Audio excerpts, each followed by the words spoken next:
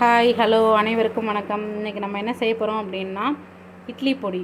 ஹோட்டலுக்கெலாம் போனோம்னா நமக்கு எத்தனை வகையான சட்னி சாம்பார் இருந்தாலும் கொஞ்சம் இட்லி பொடி வைப்பாங்க. அந்த இட்லி பொடியோட டேஸ்ட்டு பார்த்தோன்னா ரொம்ப சூப்பராக இருக்கும். ஏன் அந்த மாதிரி நமக்கு வரமாட்டேங்குது அப்படின்னு யோசிப்போம். அதில் ஒரு சின்ன சின்ன சீக்ரெட்ஸ் யூஸ் பண்ணுவாங்க. அதுதான் நம்ம பார்க்க போகிறோம். இப்போ அதுக்கு தேவையான பொருள் பார்த்திங்க அப்படின்னா கருப்பு உளுந்து வந்து நீங்கள் இதை வெள்ளை உளுந்து கூட எடுத்துக்கலாம். அவங்களோட விருப்பம் அது. நான் வந்து கருப்பு உளுந்து எடுத்திருக்கேன். கருப்பு உளுந்து 3 பங்குனா கடலைப்பருப்பு 2 பங்கு, 1 பங்கு வந்து துவரம் பருப்பு எடுத்துக்கலாம். இப்போ கருப்பு உளுந்து நான் 3 பங்கு எடுத்திருக்கேன். இந்த பவுலில் ஃபுல்லாக எடுத்திருக்கேன். கடலைப்பருப்பு 3/4 கப் எடுத்திருக்கேன். இதில் துவரம் பருப்பு இதில் பாதி தான் எடுத்திருக்கேன். நமக்கு காரத்துக்கு ஏற்ற மாதிரி வரமிளகாய், மிளகு 2 டீஸ்பூன், வெள்ளை எள்ளு 1½ டீஸ்பூன், பெருங்காயம் 2 கட்டி எண்ணெயில் பொரிச்சிக்கலாம். அதுக்கு அடுத்தது வந்து பொரியரிசி வறுக்கிறதுக்கு அரிசி எடுத்து வச்சுருக்கேன். கருவேப்பிலை நல்லா வாஷ் பண்ணி உணர்த்தி எடுத்து வச்சுருக்கேன் ட்ரை ரோஸ்ட் பண்ணுறதுக்கு. அடுத்தது பூண்டு. அவ்வளோதான். வாங்க எப்படி செய்கிறதுன்றதை பார்க்கலாம். ஃபஸ்ட்டு அடுப்பில் ஒரு வானல் வச்சுக்கோங்க. வச்சுட்டு கொஞ்சமாக எண்ணெய் விட்டுக்கலாம். இதில் உளுந்து எடுத்து போட்டுக்கலாம். உளுந்து நல்லா வந்து பொன்னிறமாக வரணும், தீயக்கூடாது. இது எல்லாமே கரெக்டான பதத்துக்கு வறுபட்டிருக்கா அப்படின்னு நீங்கள் பார்க்குறதுக்கு என்ன பண்ணலாம் அப்படின்னா, உங்களுக்கு வாசனையோ இல்லை வறுபட்டிருக்கிறது தெரியல அப்படின்னா, வறுபட்டதுக்கப்புறம் இப்படி ஏதாவது ஒரு உளுந்தோ இல்லை கடலைப்பருப்போ துவரம்பருப்போ எடுத்து நீங்கள் வாயில் போட்டு கடிச்சிங்க அப்படின்னா சவுண்டு கேட்கும். அப்படி கேட்குறதுன்னா கரெக்டான பதமாக இருக்கும். இது நான் வந்து எல்லாருக்காகவும் சொல்லலை. பிகினர்ஸ் வந்து நமக்கு பதம் கரெக்டாக வரலையே, தீஞ்சிருச்சு, இல்லை வந்து நசுன்னு இருக்குது அப்படின்னு ஒரு சில பேர்லாம் ஃபீல் பண்ணுவாங்க. அவங்களுக்காக சொல்கிறேன் நான். எந்த பொருளையும் நம்ம ஃபுல் ஃப்ளேம் வச்சு வறுக்கக்கூடாது. வானலில் ஃப்ளேம் கம்மி பண்ணி வச்சு தான் வறுக்கணும் நம்ம. அப்போ தான் நல்லா பொன்னிறமாக ரோஸ்ட் ஆகி அதனுடைய வாசனையே ரொம்ப நல்லாயிருக்கும் இட்லி பொடி அரைக்கும் பொழுது. மோஸ்ட் ஆஃப் நிறைய பேர் பார்த்திங்கன்னா அவங்கவுங்க வீட்டில் அரைக்கிற இட்லி பொடியோட சீக்ரெட்ஸு சொல்லவே மாட்டாங்க. ஒரு சில பேர் வீட்டிலலாம் வந்து ரொம்ப நல்லாயிருக்கும். நம்ம கேட்டோன்னா வெறும் கடலைப்பருப்பு, உளுந்து, காஞ்ச மிளகா, பூண்டு போட்டேன் அப்படின்னு மட்டும்தான் சொல்லுவாங்க. ஆனால் இந்த மாதிரி பொரியரிசி வறுத்து போடுறது, அடுத்தது வந்து வெள்ளை எள்ளு வறுத்து போடுறது, இதெல்லாம் யாருமே சொல்ல மாட்டாங்க. உளுந்து வந்து நல்லா வறுபட்டுருச்சு, இந்த மாதிரி இருக்குது. இப்போ உளுந்து எடுத்துடலாம்.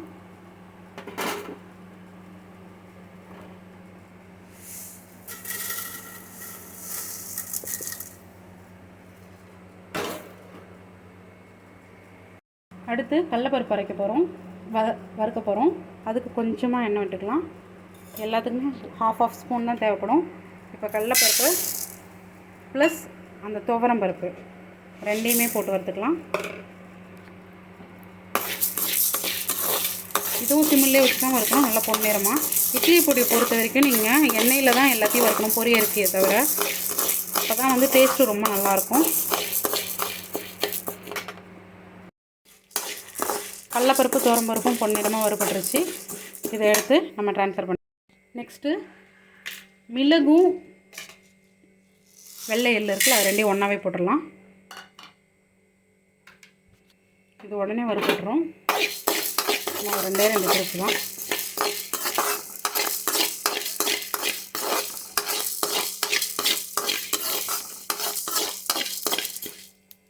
அந்த எள்ளு இது மாதிரி வெடிக்குது பாருங்கள், இவ்வளோதான்.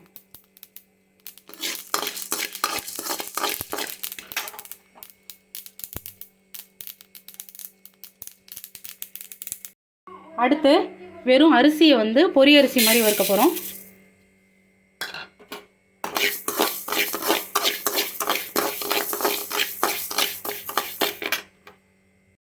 இங்கே பாருங்கள், அவ்வளோதான்.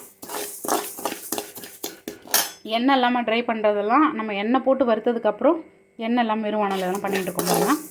அவ்வளோதான், பொரியரிசி இறக்கலாம். அடுத்து கருவேப்பிலை. இதுவும் சிம்மிலே தான் இருக்கணும். அப்படியே இப்படி சும்மா வதக்கி விட்டோன்னா கொஞ்ச நேரத்தில் அப்படியே முறுமுறுன்னு ஆகிடும், ரோஸ்ட் ஆகிடும். நீங்கள் இது கிண்டிகிட்டே இருக்கணும் அவசியம் இல்லாத ஆகிடும். இந்த பாருங்கள், இன்னும் கொஞ்சம் கிறிஸ்பி ஆகணும். ஓரளவுக்கு பரவாயில்ல, இன்னும் கொஞ்சம். இந்த கருவேப்பிலையோட ஃப்ளேவர் தான் அந்த இட்லி பொடிக்கு நல்ல வாசனையை தரும். அந்த எள்ளும் இந்த கருவேப்பிலையும் மட்டும்தான்.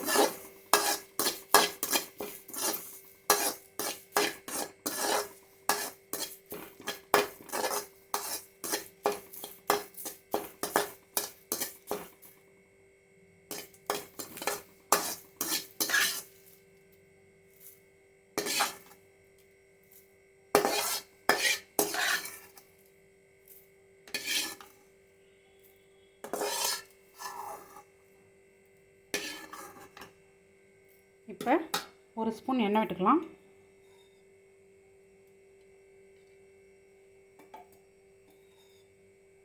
ஒரு 2 ஸ்பூன் பெருங்காயம் போட்டு நல்லா வறுத்து எடுத்துக்கலாம். இது பொரிஞ்சு மேலே கலர் நல்லா உப்பி வரும். நல்லா பொரிஞ்சு வறுபட்டுருச்சு. இப்போ இதில் மிளகாயை போட போகிறோம்.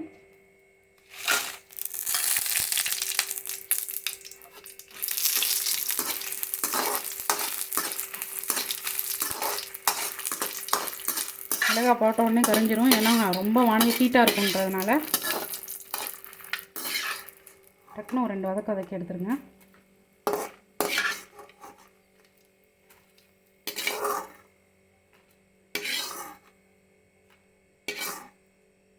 நெக்ஸ்ட்டு இந்த எண்ணெயிலேயே இதுக்கப்புறம் எண்ணெய் ஊற்ற வேண்டாம். பூண்டு வெடிக்கும். நீங்கள் போட்டுட்டு ஒரு 2 வதக்கி அடுப்பு ஆஃப் பண்ணிட்டீங்க அப்படின்னா வெடிக்கும். ஏன்னா இது 2 வதக்கி அடுப்பு ஆஃப் பண்ணிவிடுங்க, அவ்வளோதான். அந்த ஹீட்லேயே அது நல்லா வறுபட்டுரும். இப்போ இது எல்லாமே ஆறுனதுக்கப்புறம் நம்ம மிக்ஸி ஜாரில் போட்டு நல்லா நைஸாக இட்லி பொடி பதத்துக்கு அரைக்க போகிறோம். அரைக்கும்பொழுது ஸ்டார்டிங்லேயே உப்பு போட்டுறக்கூடாது. ஃபஸ்ட்டு மிளகாய், உளுந்து கொஞ்சம் போட்டு நல்லா நைஸாக அரைச்சிருங்க. இந்த பெருங்காயம், மிளகாய், உளுந்தை போட்டு ஃபஸ்ட்டு அரைச்சிருங்க. அதுக்கப்புறமா மீதி எல்லா பொருளையும் போட்டு அரைங்க. கடைசியாக தான் வந்து பூண்டையும் ஆட் பண்ணணும், உப்பையும் ஆட் பண்ணணும். போட்டு ஒரு 2 கிரைண்ட் பண்ணி 2-3 சுற்றி இறக்கிடுங்க. ஏன்னா பூண்டு வந்து நசுப்பு தன்மையுடையது. நீங்கள் முன்னாடியே போட்டு சுற்றும் பொழுது நல்லா நைஸாக தூளாக வராது உங்களுக்கு பவுடர். அரைக்கும் பொழுது காமிக்கிறேன். இல்லை, நான் எல்லா மிளகாயும் போட்டுட்டேன். அந்த பெருங்காய கட்டி 2 போட்டுட்டேன். கொஞ்சமாக உளுந்து, கடலைப்பருப்பு இதெல்லாமே போட்டுட்டேன். இப்போ இதை அரைக்க போகிறோம். இது நைஸாக ஆனதுக்கப்புறம் தான் கொஞ்சம் உப்பு போட்டு ஒரு 2 சுற்றி இறக்க போகிறோம். அடுத்து மீதி இருக்கிற எல்லாத்தையும் 2வது ஈடு போட்டு அரைச்சிடலாம். நம்ம கடைசியாக தான் பூண்டு போடணும். அரைச்சிட்டு வந்து காமிக்கிறேன். இங்கே பாருங்கள், அரைச்சிட்டோம். இது நல்லா 3/4 பதத்துக்கு ஒரு 80% நல்லா மஞ்சிருக்கு. இதில் போட்டு இன்னும் நைஸாக நம்ம கிரைண்ட் பண்ணி எடுத்துகிட்டு வரலாம். இங்கே பாருங்கள், எவ்வளோ நைஸாக சூப்பராக இருக்குது பாருங்கள். இப்போ இது வந்து ஒரு நல்ல காஞ்ச பாத்திரமா, ஏன்னா நம்ம 2 பங்காக அரைக்க போகிறோம். ஒரே ஜார்னால் நமக்கு எந்த பிரச்சனையுமே இல்லை. அதனால் 2 நல்ல காஞ்ச பாத்திரமாக இருந்தால் இந்த 2 பங்கையுமே நம்ம அரைச்சி ஒன்றா கலந்து மிக்ஸ் பண்ணி நம்ம ஸ்டோர் பண்ணி வச்சுக்க வேண்டியதுதான். இப்போ நெக்ஸ்ட் அந்த தட்டில் இருக்கிறதையும் போட்டு அரைக்க போகிறோம். அரைச்சி எடுத்துகிட்டு வந்தாச்சு. இப்போ இதில் முக்கால்வாசி இதில் மாற்றிடுங்க. கொஞ்சமாக இந்த மாதிரி கொஞ்சமாக வச்சு இதில் வந்து இந்த பூண்டை எடுத்து போட்டு இப்போ நம்ம அரைக்க போகிறோம். நீங்கள் எல்லாத்துக்குமே நிறைய இதுக்கு போட்டிங்கன்னா ரொம்ப அப்படியே நசுன்னு நல்லா இருக்காது, ஃப்ளேவரும் மாற்றிடும். இப்போ நீங்கள் இந்த மாதிரி லாஸ்ட்டில் கொஞ்சமாக போட்டு நீங்கள் அரைக்கும் பொழுது அதுக்கப்புறமா மிக்ஸ் பண்ணிங்கன்னா வாசனை நல்லாயிருக்கும். அவ்வளோதாங்க. இங்கே பாருங்கள், நல்லா மஞ்சிருச்சு. இப்போ இதை வந்து நம்ம அரைச்சதில் ட்ரான்ஸ்ஃபர் பண்ணி மிக்ஸ் பண்ண போகிறோம். இங்கே பாருங்கள், நம்ம கமக்கும் வாசனையோட ஒரு சூப்பரான இட்லி பொடி ரெடி ஆகிடுச்சு பாருங்கள்.